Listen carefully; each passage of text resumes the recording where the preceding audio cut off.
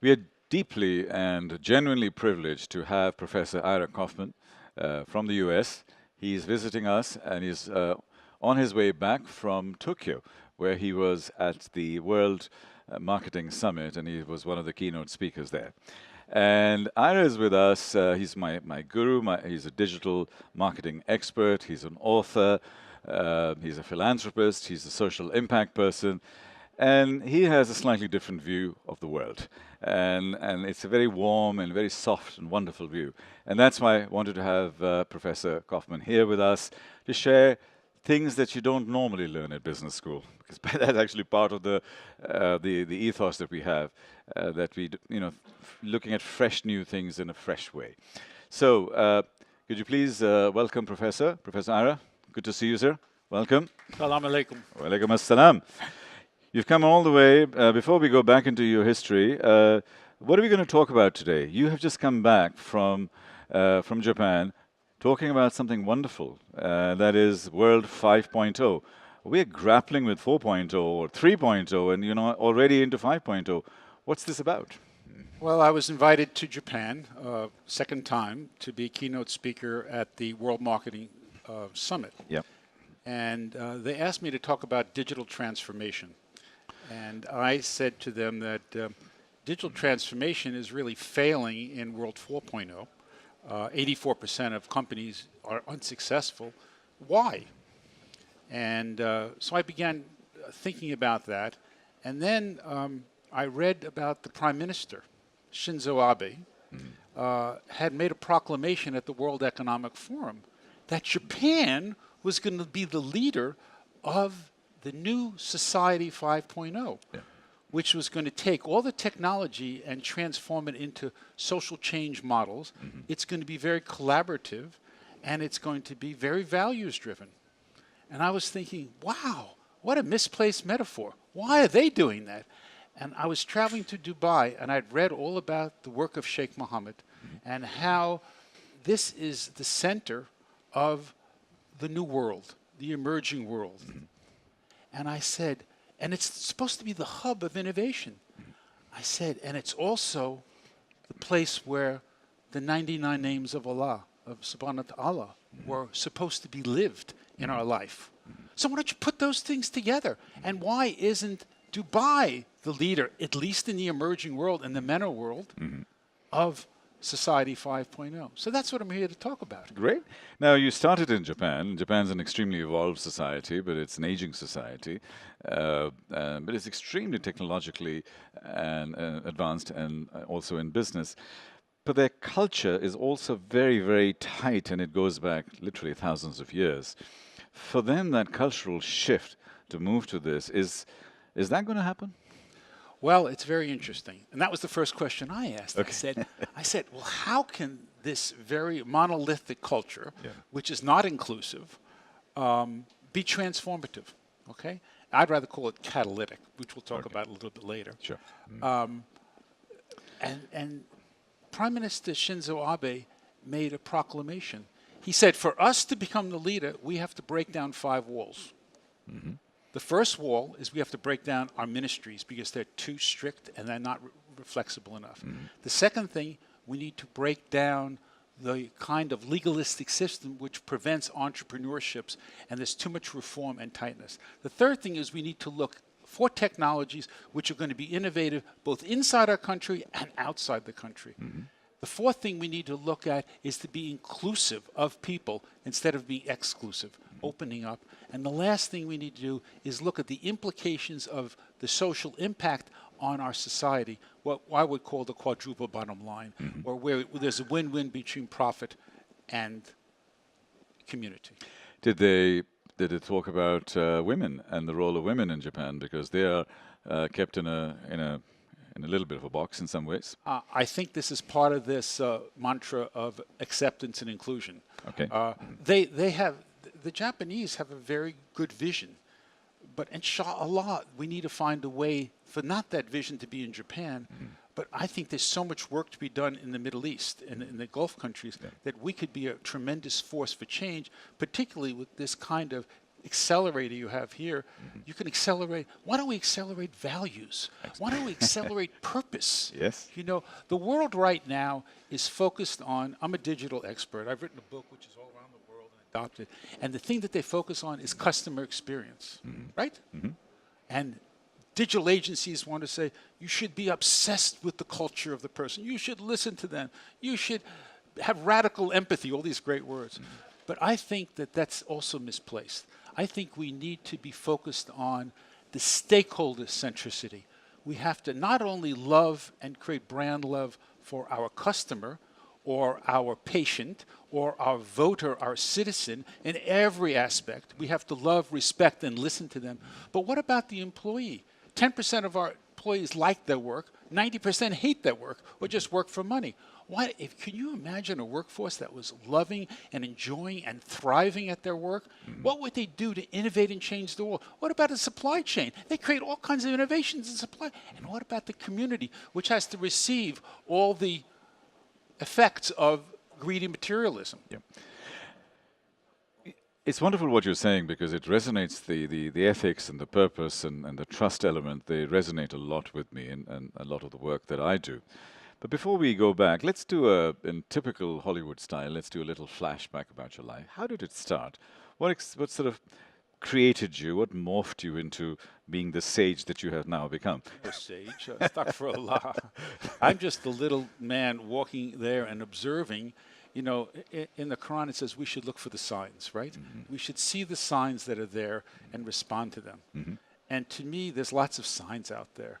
So, you know, I began as a student in university, and one of the signs that I saw, I was brought up a Jew, and very compassionate. You know, Jews are very liberal and very compassionate. And I saw in the African American community, and then it was the 1960s, the proper word was the black community, Yes. that they were in need of economic reform. So I was a branding guy and a marketing guy, and I was in an MBA program, and I was said to I should go there and I should help them understand their brand identity. So I went there. You were a 60s kid. I was a 60s kid. I was a 60s kid. You know. Some people were doing drugs, and some people were doing civil rights, and some people were doing anti-war things, and I was doing consumerism. And you forgot sex and rock and roll. The sex and rock and roll. So that was all part of it. Everybody did their own thing. Okay. So I decided. You were an activist from that point. An activist in trying to help the black community develop their economic development. So then I decided, and then Professor Philip Kotler, who was the grandfather of marketing, saw me as a little kindred spirit in the MBA program. He says, why don't you come up and join the PhD program and do this project? Yes, I said, alhamdulillah. I didn't know alhamdulillah then, but I did that because I didn't embrace Islam until 10 years later. And then I was doing my master's degree at the same time I was doing my PhD, and it was in sociology. And Professor AbdulHadi, she was a sociologist, says, you ought to meet John Wall. I said, who's John Wall? He said, he's a basketball player, and he's a major in sociology, and he'll talk to you about your project. I said, fine. I said, how am I going to find him? He's go to the student union, he's looking for the tallest guy that's black, and it's him. So I walk up there, and I look around the student union, and there's this big guy, and I walk up to him, and I get pretty close to him. I said, John Wall, my name's Ira Kaufman, and Professor AbdulHadi told me to see you. And he said, what do you want? And I said, I want to help the black community because I want to use black power to change this. He says, what the F do you know about black power? I looked at him just like that for about a minute, and I said, thank you. I turned around, and in Evanston, where the Northwestern campus, there's a big lake called Lake Michigan, and I walked around the lake for 2 hours and cried. I had worked for 2 years as an entrepreneur trying to change something and give something, and I realized that I was giving from the wrong place. And I had to give from a much different paradigm. So then I went back and I decided, I did my PhD thesis on using marketing as a tool for changing social things, and I wrote a book on social marketing with Phil Kotler. So that's where it all started. And then how did you get into digital marketing after that? Well, I got into digital marketing because I was looking with my eyes and seeing what was happening, and I realized that digital marketing was the next thing. And I called up Phil and I said to him, you want to write the book? He says, no, Ira, you need to write the book. And I wrote the book, and I started lecturing around the world. And what's happened is that people look at digital marketing for the most part as digital broadcasting. They're just replacing advertising with digital media. So they're advertised on Facebook, and they say, oh, it's not producing any ROI, but you're not involving people. And the problem in the world right now is we don't understand how to involve people and listen to people and engage people, and that's the whole thing about the real necessity and the power of digital, because everybody is a publisher, as we witnessed by all the work he's talked about. Philip Kotler, Professor Kotler is known as the granddaddy of modern marketing. I mean, what are the one or two insights that you took away from him, that you'd like to share with us? Well, Phil, Professor Kotler is a man who's 86 years old now and still travels the world and keeps himself open to new thinking. He transitioned from thinking about the customer as a person who was interested in the product to talking about the spiritual value of a customer and how you have to appeal to different values. So he was the first one to create a values-driven model. Right.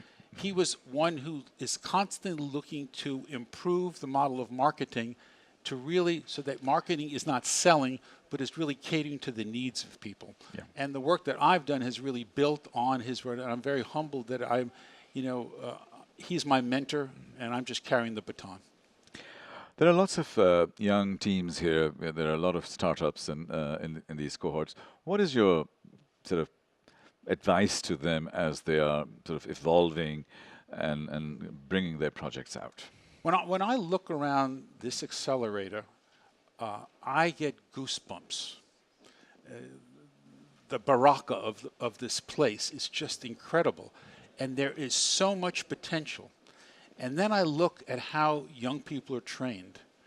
They're trained in business schools to be greedy. That's antithetical of generosity. It's antithetical of love, of loving your community. It's antithetical of what Islam is. And so we're training people to take advantage of others, not being forgiving and kind and compassionate and merciful. And these are not soft skills. You might think they're soft. We've had arguments about this. But rather, there are sources of power. Yes. Because if you incorporate these values in a product, you'll get people lining up to work at these places, to buy these products, and communities to support these things. And my biggest problem with entrepreneurship now is that entrepreneurs are making the intention to become unicorns. In the Quran, it says intention creates action. Is that right? Okay, absolutely. Right? Yes. So their intention is to become greedy people and not think about everybody else. We should create a path for entrepreneurs to be a balance between profit and the way they impact their employees, and the way they impact their stakeholders, and the way they impact their communities. Everything is a win-win. We call it the quadruple bottom line. Sure. That's wonderful, Professor, but ask the entrepreneurs sitting here, and they can't pay their bills, and if they can get a contract, they'll sort of go out there and take the contract, and if they get somebody coming in and take 20, 30, 40% of stake in their company, and even if that company is not completely aligned with their value system, but it takes them to the next level. Not everybody becomes a unicorn, but a lot of them can become a $10 million company or a $50 million company, and then at least get their product out. What's the advice? I mean, when those crossroads happen, when those value dilemmas happen, what's the conversation that they need to have with themselves? What questions should they be asking themselves, like, I really don't think I should be going down this route, but I'm doing it because it sort of works for me? And what's your key advice on that? I think we have to decide on what our purpose is. Their purpose is to be successful. Their purpose is to deliver a product. Their purpose is to create a new concept. Their purpose is to be successful. They're in their mid-20s, late 20s, something like that. They've got another 80 years to live. Purpose today is to be successful. How do I be successful? And say, oh no, that's the value thing, or oh no, that's a trust thing. I don't want to do that. Well, what's the question? What's the conversation they need to be asking us? See, I think the conversation has to get back to purpose. That is the purpose you're saying. Yeah. If you look at the young generation, the millennial, and most important, even the Z generation, the younger generation in the Middle East, They want products from companies which are sustainable and giving back to their society. Agreed. Okay, so if we're going to have a situation, young people are threatened. When I was threatened by nuclear war when I was a kid, okay, they're threatened by climate change. You know, every coastal city is going to be overcome, you shared in 30 years, in 30 years, 35 years. Yeah. So what is that reality? So you're going to make a lot of money and be successful and have children, and that's the world you want to live in? Sure. Well, so the reality is, are we waiting for the next impact, the next mini Hiroshima to come around, whatever it is? Yeah. So unless we take charge of our own values and we live those values, we're going to continue to perpetuate a world which is being decided by profit, decided by greed. And the only way that we can change the world is each one of us have to take the choice. And you get back to the choice of the founder of WhatsApp. Yeah. Okay. You know the founder of WhatsApp. Yeah. He made the choice of leaving $800 million. Yes. I know he was a billionaire. And he was absolutely. If I have $1 billion, I can leave 800 million on my values. $800 million down. But if I had zero, then I would have to think about that. Right. Okay.